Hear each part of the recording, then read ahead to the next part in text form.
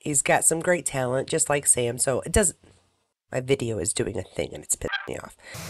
Happy Monday to everybody in Droughtlander survival mode. We are going to do a little bit of a video today. It's not super huge, but there's some stuff that came up over the weekend and a few things last week that I did not share. And that is going to be Sam and Caitriona simply taking over the Just Jared Awards. Yet from this, you can see that Sam and Caitriona both, they just overwhelmed the votes. Sam especially, oh my gosh, 169,000 votes. I mean, and then Caitriona, 82% of the votes went straight to her. Back to Sam. We've got this image. It is shared by Diga.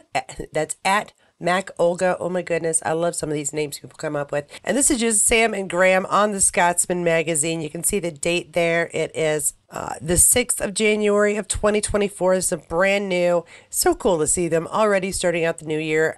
Still getting a lot of promotions for the men in kilts, but it's a kilty pleasure. It's so fun to see them. The post itself just says Scotsman Magazine 2024 Men in Kilts.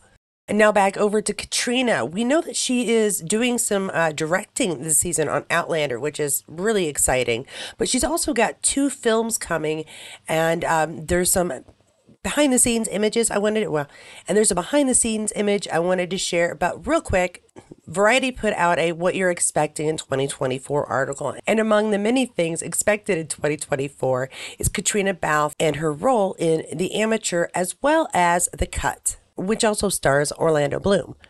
Now, as you can see, The Amateur is supposed to be about a CIA cryptographer, pardon my inability to pronounce thing, who loses his wife in a London terrorist attack and blackmails the agency into training him to go after the culprits. This is a word-for-word description from Variety. And then Oscar nominee Sean Hellis has her in The Cut. So that is at least 2 different projects along with Outlander that we expect from Caitriona this year. And as promised, one image that we have, it says Caitriona Balfe and Nina Podolska behind the scenes on the set of The Cut. And I'm kind of adoring that little heart sweater. Reminds me of my middle daughter, actually. But Caitriona and Nina look comfy, just kind of chilling. You can see the lighting screen back there.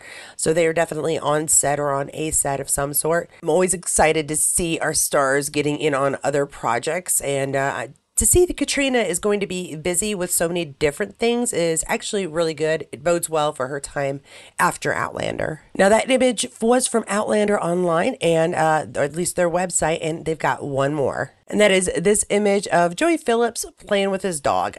This is our Denzel Hunter on Outlander. It doesn't really have anything else going on other than the fact that he is out playing with his dog. And really, we love our fur babies, so this is a perfect image to add to the collection on this channel. Since I'm sharing pictures, here is a new one of Cesar Domboy. This one is shared by Outlander Online. No context whatsoever. It's just an image of Cesar.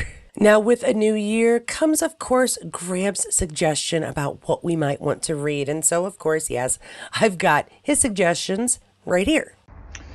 Hello. It's the new year, so I thought I'd do a little book recommendation to get you started in the new year.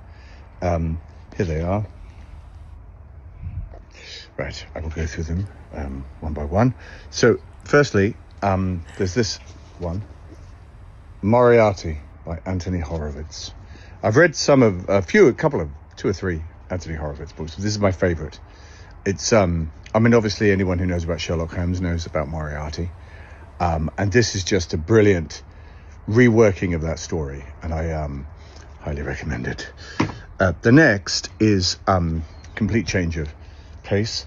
This is called Fatal Colours by George Goodwin, and it is about it's a history book. It's about the Battle of Towton in 1461 during the War of the Roses, and it's still the greatest loss of life on British soil in history in a single day. 1461. It's an amazing story, and terrifying as well, but I highly recommend it. Another mystery novel, and absolutely one of my favorites, Agatha Christie. I grew up reading Agatha Christie novels and absolutely loved them all. Really inspired me when I was younger. And this was my absolute favorite. The Murder of Roger Ackroyd. Now, some of you may have read it, in which case, please don't tell anybody. Please, please don't tell anybody what happens. Don't spoil it, because it is one of the great murder mysteries. If Agatha Christie had only written one book, people would still be talking about this. So I highly recommend it. Then back to history. The Steel Bonnets, about the Anglo-Scottish border reivers. Anybody whose ancestors come from the borders of Scotland and the borders of England, Cumberland, Northumberland, going into the Scottish area, which was a kind of fluid border. This is all about them, written by George MacDonald Fraser, who some of you who've watched these things before may remember wrote the Flashman series, which is one of my all-time favorite series of books.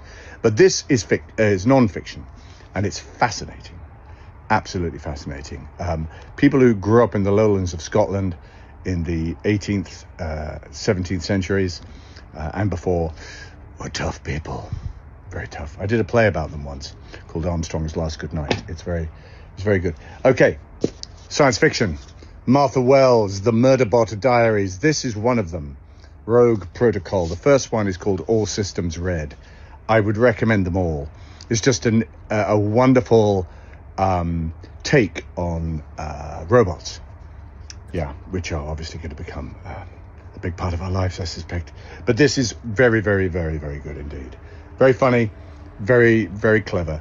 And if you like science fiction, even if you don't, you'll enjoy it. And finally, a book that I read many years ago, but is still one of my favorites, The Quincunx. Written in the style of sort of Wilkie Collins, Charles Dickens, all about an intricate plot revolving around a will. And yeah, it's just classic 19th century style fiction, but actually written in the 20th century. Written by Charles Palliser. I highly recommend it. And there's a wonderful fable at the end, which is very chilling. Enjoy. Let me know what you think. Well, I thank you so much, Graham, for those suggestions. I am actually very keen on the one that has to do with the War of the Roses, and that time I'm kind of a monarchy of England history buff, but those are all some really interesting suggestions. And of course, Moriarty, my first thought was, if you know Sherlock Holmes, and I was like, well, and if you watch Star Trek too, because in the Next Generation, there's a whole Sherlock Holmes theme going on.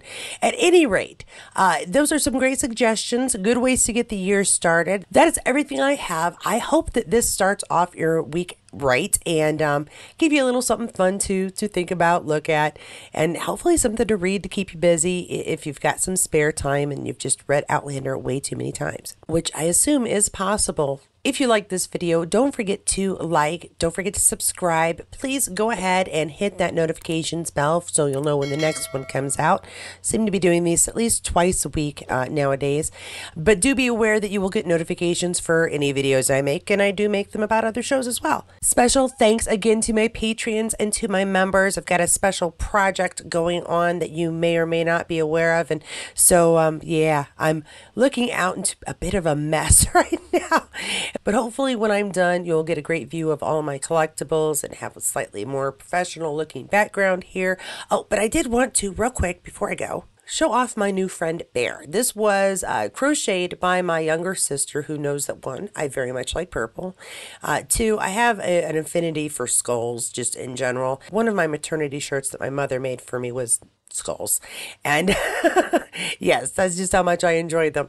And so she made this for me. This was my Christmas gift, made with love by my sister, and I really wanted to show her off because this is the kind of thing, other than it being purple and having a skull on it, that my Outlander friends might appreciate. So special thanks to my little sister for this lovely bear, which may move once I have everything situated in my office / studio. But until then, I did want y'all to take a look because she works really hard on her crochet. And so I wanted to give her a little appreciation here. Once again, thanks for joining me so much, everybody. I do appreciate every view. If you have not got enough Outlander fun yet, please go check out any one of my other videos. You may have missed one or two, and I will see you there. Oh, my cold is still not gone, but it's working on it. One of my maternity clothes. Oh.